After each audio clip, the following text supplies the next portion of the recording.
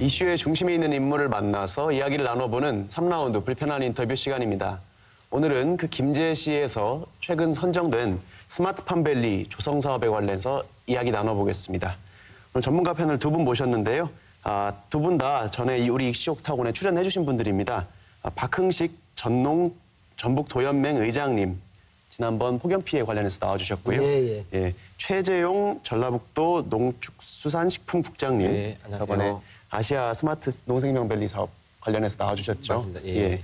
저희 그때 아시아 스마트 농생명밸리 사업 관련해서 이야기 나눌 때는 아직 김제시가 스마트팜밸리 사업에 신청만 해놓고 선정 결과를 기다리던 시점이었거든요. 그랬을 겁니다. 예. 근데 이번에 선정이 됐더라고요.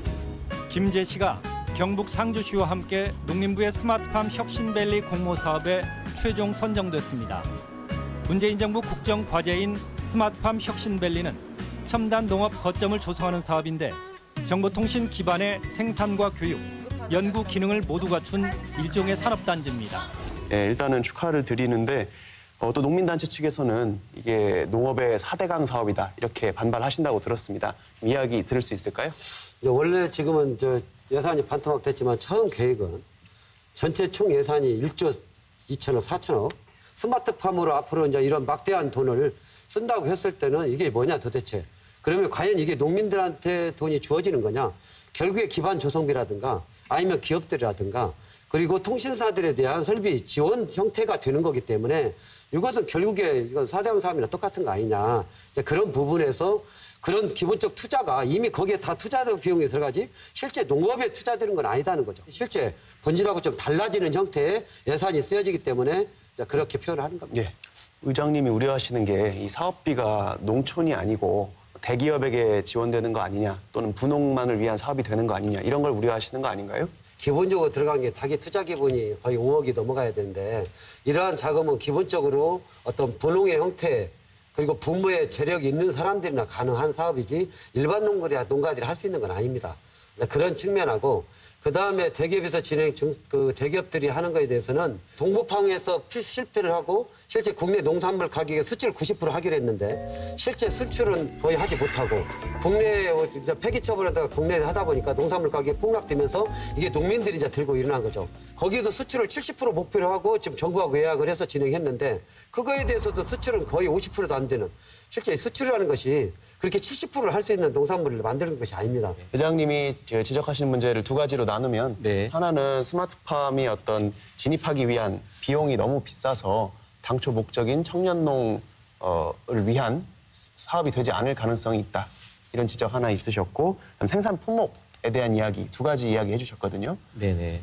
청년이든 뭐 중소농이든 간에 초기 단계에서 첨단 유리온실로 가는 것은 상당히 좀 부담이 되기 때문에 중간 단계에서 비닐하우스지만 첨단 유리온실과 거의 유사한 기능을 낼 수 있는 그런 정도. 그러니까 가격으로 따지자면 한 3분의 1에서 한 4분의 1 정도의 가격으로 지을 수 있는 그런 쪽을 지향하고 있기 때문에 비닐하우스와 첨단 유리온실을 갖다가 이렇게 이제 6대4 정도의 비율을 넣어서 교육 과정에 담았고요. 스마트팜 하면 네덜란드형 유리온실부터 떠올리게 되지만 우박 피해 등이 없는 한국은 비닐하우스로도 충분합니다.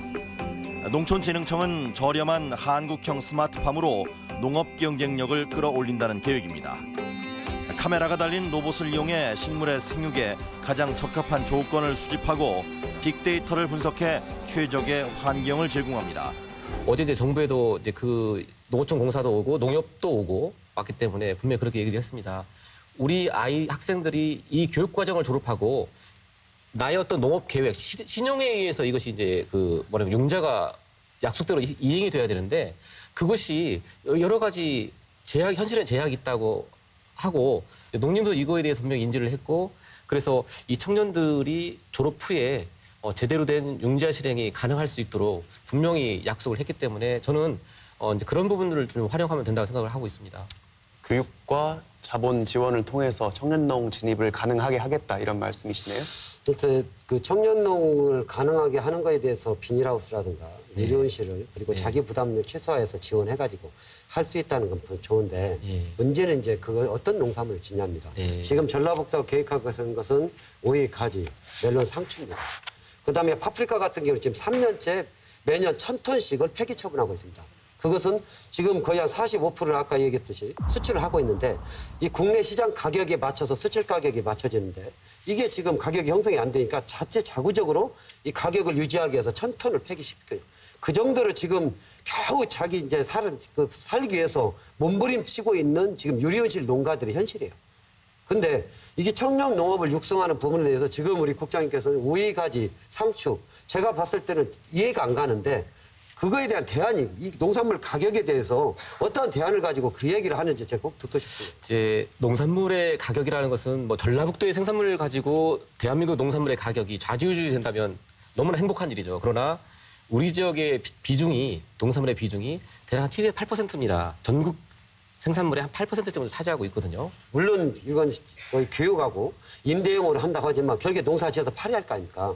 그러면 여기에서 생산되는 것들이 적은 양이라고 하더라도 지금 현재도 가격 변동이 굉장히 심화되고 농산물 수입은 계속 확대되고 있는 속에서 이게 2년, 3년 사이에 이게 가격이 완전 하락해서 생산비는 고사하고 종잣값도 못 건지는 것들이 수다하게 일어나는데 이 농산물을 지금 전라북도가 계획하고 있는 것에 대해서 과연 설득력이 있는 건지 그거에 대한 대안이 제일 저는 문제예요.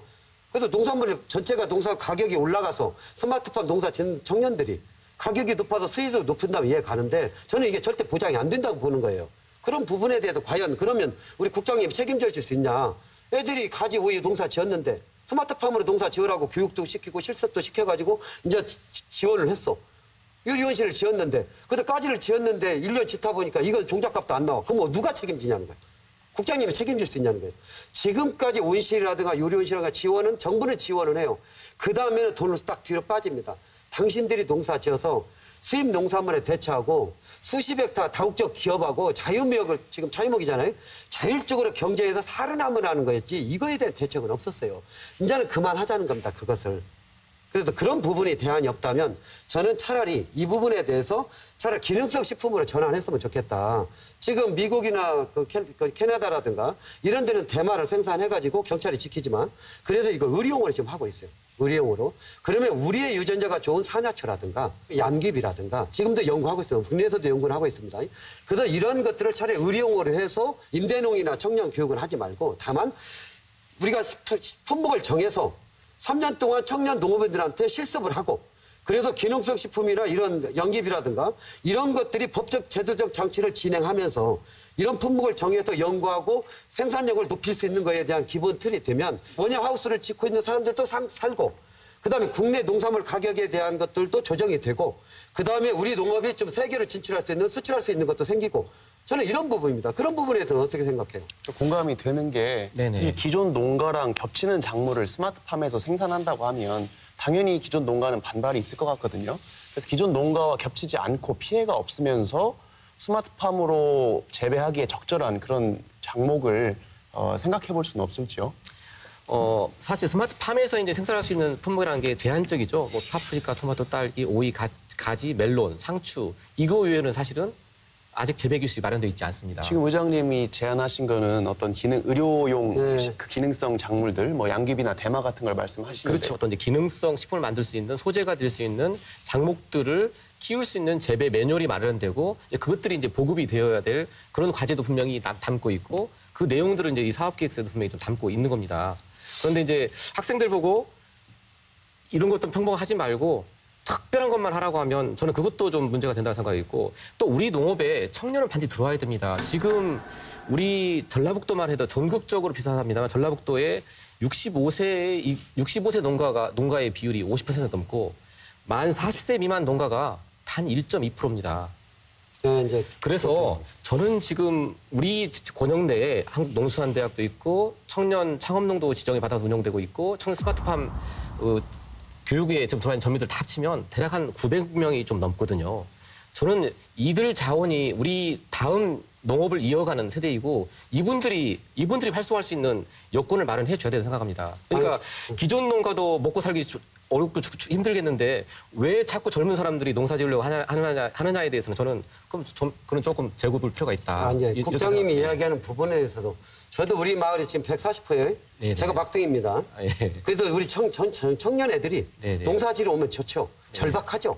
우리는 국장님보다 더 절박합니다. 왜? 마을이 없어지니까.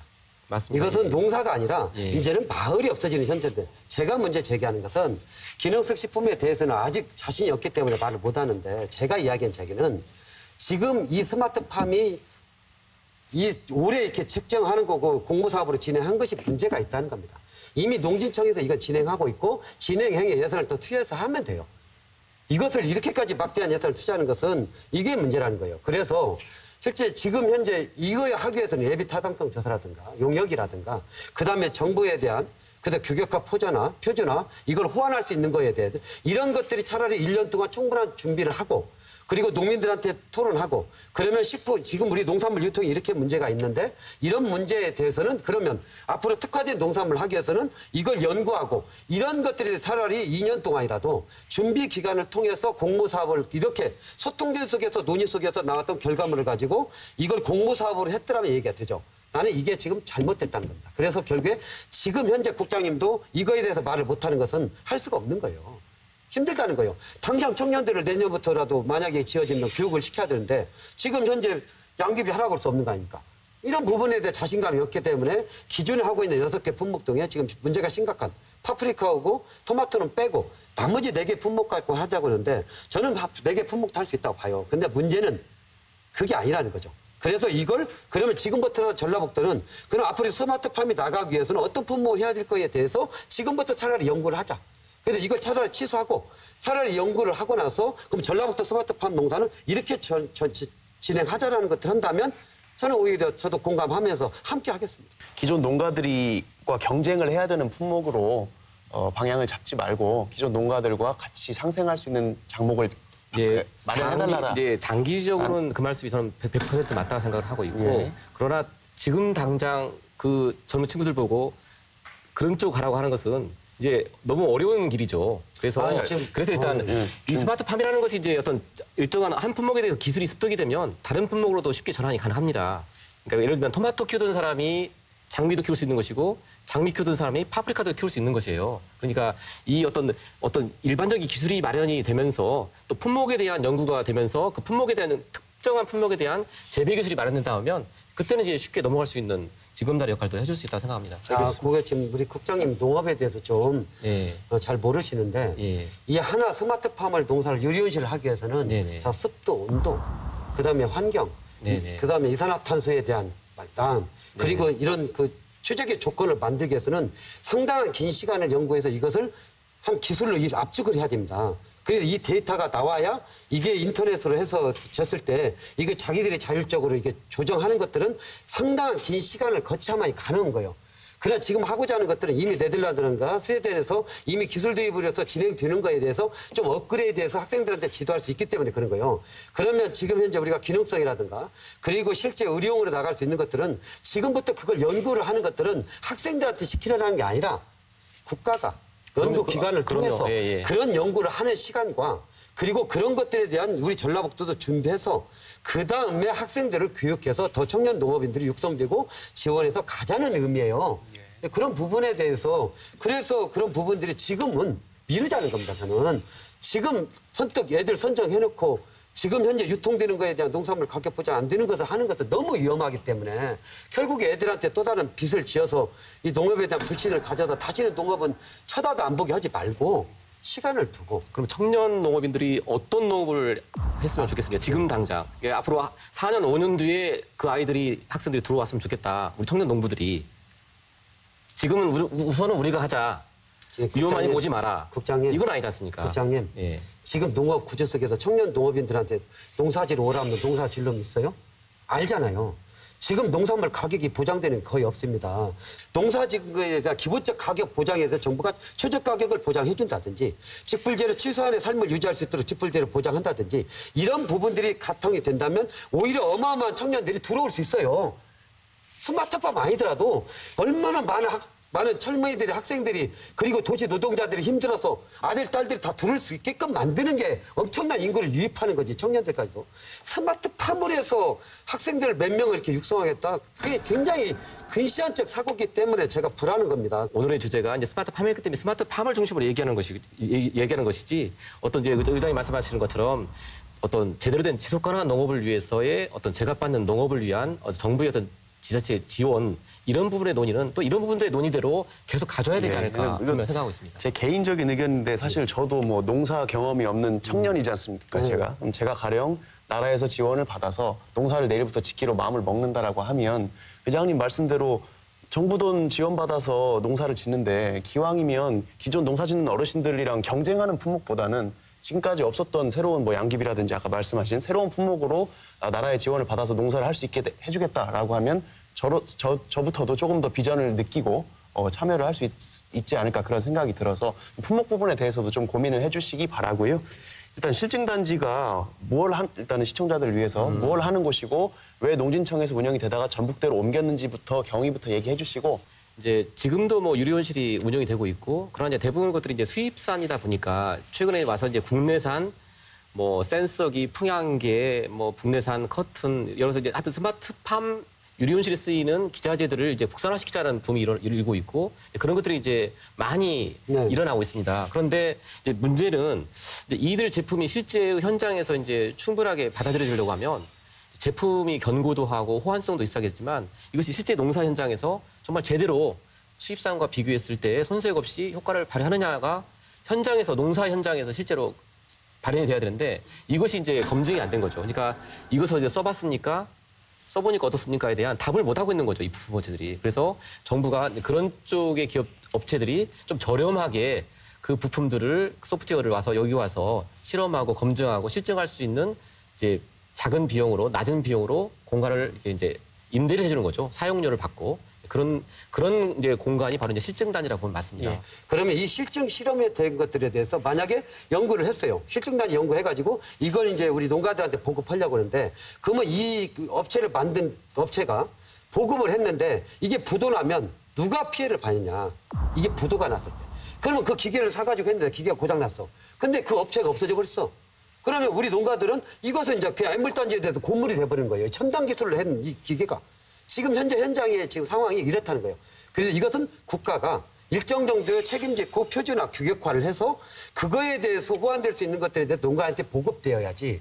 그렇지 않고 이게 그런 기술 두고 그래서 이게 농가로 도입된다면 한계가 있다. 그런 우려가 많이 있습니다. 그래서 이 문제는 그래도 농진청은 이미 지금 해왔고 이거에 대해서 또 기술 같은 것도 우리 일테면 콩 그 수확기라든가 고구마 수확기라든가 축산에서 전년도에 됐고 그 전년도 했어요.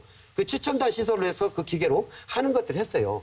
그래서 이건 농진청이 하기 때문에 우리는 관심이 있고 이런 것들이 개발되어서 이제 농기계 회사가 만든다면 그러면 이거에 대해서 우리가 보급할 수 있는 기회가 되겠구나라는 것들이요. 이게 차라리 대기업, 이런 부분은 대기업에서 안전하게 보급해서 이걸 담보할 수 있는 것하고 소규모 업체가 이걸 만약에 개발했다고 해서 보급하는 것은 너무나 우리 농민들한테 오는 피해는 크기 때문에 그런 부분에서 차라리 농진청이 해야 된다는 거예요. 의장님 말씀하신 것처럼 농가는 너무 불안합니다.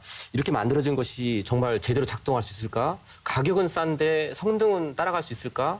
이런 우려가 굉장히 많은 거죠. 그러니까 이제 정부가 나서서 그러한 우려가 있는 제품들에 대해서 제대로 실험하고 제대로 검증하고 제대로 실증해가지고 소비자 농가가 안심할 수 있게끔 만들겠다는 것이 이 혁신밸리 실증단지의 기본적인 목적인 것입니다.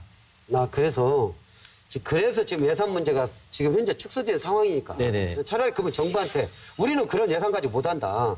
차라리 그러면 실증단지 이용한 것은 오히려 농진청이 더 지원해가지고 그다음에 그 기술 개발하는 업체하고 연결해서 그런 부분을 더 확대시키고 우리는 지금 현재 농산물 개발로 가겠다는 것들에 대해서 저는 전폭적인 이런 이 변화가 있어야 된다. 지금 시점에서는. 이게 실제 우리 국장님 굉장히 부담스럽잖아요.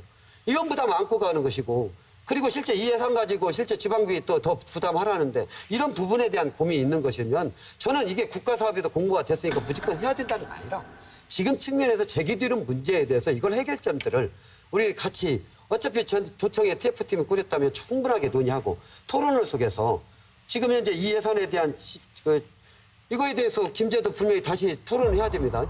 지방비 부담 이거 김제가 감당할 수 있냐. 만약 김장 못 온다고 하면 때나 진행됐던 것들이 그냥 또 이게 물거품 되는 거잖아요. 자연스럽게 예산 축소에 따라서 뭐 계획 수정이라든지 이런 문제가 제기됐는데요. 어떻습니까?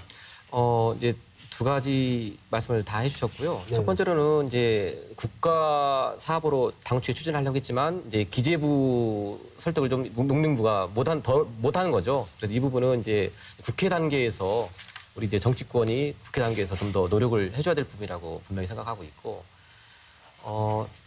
두 번째 농진청의 어떤 활용 부분은 분명히 의장님 말씀이 맞습니다. 우리 농진청이 분명히 우리 혁신도시에 전주 완주 혁신도 이전에 왔기 때문에 이 지역에 분명히 역할을 기대만큼 해줘야 된다고 생각하고 있고, 그 기대의 한 부분이 저는 이 첨단 유리온실에 대한 기자재 실증 부분이라고 분명 생각하고 있고, 이 농진청이 가지고 있는 이 첨단 유리온실 관련 스마트팜 관련된 이런 여러 R&D 실증 부분을 우리 실증 스마트팜 혁신밸리에 와서 결과물들을 좀 도출해주고 또 연기를 시켜줄 수 있는 노력들을 분명히 약속하고 해줘야 된다라고 생각하고 있고요. 또 희망컨대 그러한 부분들을 좀 농진청이라든지 우리 신호화재단이 맡아준다고 하면 그것도 저는 필요하다고 생각하고 있습니다. 예. 그래서 국장님이 지금 얘기하는 거에 대해서 이 첨단 농업에 대해서 유리온실에 자꾸 꽂혀 있는데 이 우리가 스마트팜 혁신밸리에 유리온실을 빼버려도 됩니다. 빼버리고 밭작물, 논작물, 지금 고령화라고 우리 할머니들밖에 없는 이 농촌 현실에 기계화로서 그런 지금 인건비라든가 인력이 없어서 외국인 아니면 우리 농사 전부 다 못 져요. 우리나라 현실이 외국인들이 다 대치되고 있습니다, 지금. 근데 외국인들이 다 이제 그 미국 트럼프까지 다 나가라고 해버리면 농민들은 손가락 빨고 있어야죠. 이럴 사람이 없어요. 그러면 이거에 대한 기술력이 더 먼저 앞서야죠. 밭작물이라든가. 그런 부분에 차라리 기술 혁신을 하고 그러면 거기에 오히려 청년들이 일자리가 창출되는 게 원래 그쪽으로 유도하는 게 맞죠.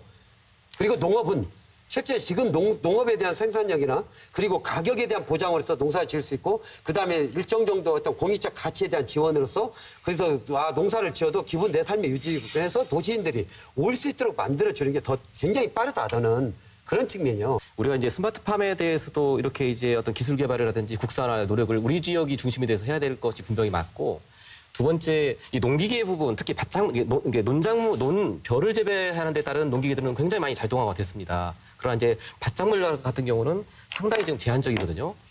그래서 이 부분은 저희가 이제 저희 지평선 산업단지 안에 첨단농업 종합지원센터도 있기도 하고 생산기술연구소 있기도 하고 우리 농진청 농업과학원이 바로 이러한 밭작물에 대한 R&D를 하는 기관입니다. 네. 그래서 어제도 제가 이제 농지수장님 세미나를 하면서 우리 생산기술연구원 또 우리 농진청, 우리 대학, 우리 지역이 같이 이런 농기계의 지능화 어떤 그 저렴하게 할 수 있는 방법 이런 것들에 대해서 연구 개발을 같이 논의를 해야 된다는 말씀드렸고, 또 그 중에 하나가 저희가 이제 지능형 농기계 사업이라고 가지고 한 1,000억 동 사업을 하려고 하는 것이 이제 진행이 되고 있습니다. 예타를 이제 올 연말에 신청할 텐데요. 그래서 뭐 스마트팜들 하고 또 지능형 농기계는 농기계대로 하고 뭐 이렇게 로컬푸드 하고 이렇게 이제 여러 가지 것들이 같이 가면서 또 농업에 대한 지속가능한 농업이 될 수 있도록 하는 방법도 가고 하면서 이제 농업이 전체가 모습이 만들어지지 농업이 어느 특정한 일부분은 아니다. 저는 너무나 농업의 범위가 광범위하기 때문에 이 자리에서 농업의 모든 문제를 여기서 다 어느 스마트팜을 가지고 어느 뭐 특정한 친환경을 가지고 로컬푸드를 가지고 저는 농업의 문제를 다 풀 수 없다 생각합니다. 그래서 국장님이 금방 좋은 얘기 해줬어요. 네. 그런 부분은 각 부처 간에 고민하고 있는 것을 네. 하나의 울타리에 넣자는 겁니다. 우리 도에서 지금 그래 도에서 이렇게 넣고 현재 기획을 하고 있어요. 그런 네. 기획이 농민들, 현장의 농민들, 그리고 농민 단체들. 그래서 전라북도를 전체 분석하고 그런 인프라를 어떻게 우리가 최대한 활용하고 논쟁청이라든가 교육원이라든가 그렇죠. 대학생이라든가 그런데 이런 것을 그러면 방향을 전라북도 농업에 대한 방향을 잡고 기술 개발, 그다음에 품목, 유통 다양한 형태가 한 틀에서 논의가 돼서 그래서 푸드 플랜에 구축이 된다면 저는 희망이 있다고 보는 거예요. 그런 측면에서 진행하는 것들이 지금의 우리 과제이기 때문에 그런 부분이 아직 안 된 상태에서 이걸 먼저 하려고 하니까 부작용이 생기는 거예요. 왜 그걸 모르겠습니까? 국장님 얘기하는 거 공감하죠. 근데 이런 부분에 대해서 선지고 그런 부분에 대해서 자신 있게 이런 그 공모 사업을 받아갖고 진행한다면 굉장히 발전할 수 있고 전망도 있고 그리고 아이들한테 적극적으로 권할 수 있죠. 야, 이런 게 있다. 내 자식한테도 지금 있는데, 야, 너 그러지 말고, 이런 지금 일자리 지금 없는데 고생하지 말고, 아빠랑 같이 농사 짓자. 이런 게 지금 전라북도 계획하고 있다. 너도 이 농사 지어라. 이렇게 얼마나 권하면 좋았으면 이런 풍토를 만드는 게 장애다. 그래서 저는 이번에 차라리 국회에서 이 예산이 차라리 삭감되고 그런 논의구조의 틀을 만들어진다면 전라북도도 좀 여유가 생기고, 그다음에 김제도 또 다시 논의를 통해서 앞으로 이런 방향들을 정한다면 굉장히 좋을 것 같아요. 그런 부분도 좀 염두에 두시고 고민을 함께 해줬으면 좋겠어요. 이제 뭐 정부가 어떤 절차를 거쳐서 의사결정을 하고 또 어떻게 어떤 경위에 걸쳐 어떤 경위를 거쳐가지고 공모를 했는지 사실 저희도 소상히 알 수는 없습니다. 그러나 우리 도에 이익이 된다고 하면 저는 그것은 정부의 문제이지 우리 지역의 문제라는 생각하지 않습니다. 그거는 이제 아마 국회 차원에서의 어떤 뭐 예타라든지 절차적인 문제를 분명히 좀 따져질 거라 생각하고 있고 그거는 그것대로 논의하고 우리가 얻을 수 있는 것들은 우리가 좀 얻어가는 것이 우리 지역의 바람직한 모습이 아닐까 생각하고 있습니다. 알겠습니다. 오늘 뭐 준비해온 질문은 다 하셨나요? 네. 예. 우리 7월 달에 방송할 때 아시아 스마트 농생명밸리 사업 방송할 때 김재 씨가 이제 사업 신청했다는 이야기 듣고 8월 달에 선정되면 좋겠다라고 해서 이제 선정이 됐다는 결과를 듣고 굉장히 기쁜 소식이구나 이렇게 막연히 생각을 했는데 오늘 말씀 들어보니까 또 앞으로도 고민할 거리도 많고 풀어야 할 숙제도 많다는 느낌이 듭니다. 예, 오늘 말씀 잘 들었습니다. 감사합니다. 네. 지난주 저희 이슈 옥타곤에서는 의원들의 재량 사업비 부활 논란 그리고 외유성 해외 연수의 문제점을 지적했습니다. 하지만 일주일이 채 지나지 않아서 의원들의 해외 연수를 주관한 여행업체에서 의원들에게 여행비의 일부를 되돌려주는 이른바 페이백 관행이 또다시 불거졌습니다. 그렇지 않아도 재량 사업비 문제로 시끄러운 마당에 여행업체의 페이백 사건은 여러모로 석연치 않은 의문을 갖게 만드는데요. 갈수록 증폭되는 의혹, 이제 전북도의회에서 그 대답을 할 때가 아닐까요? 지금까지 이슈 옥타곤이었습니다. 감사합니다.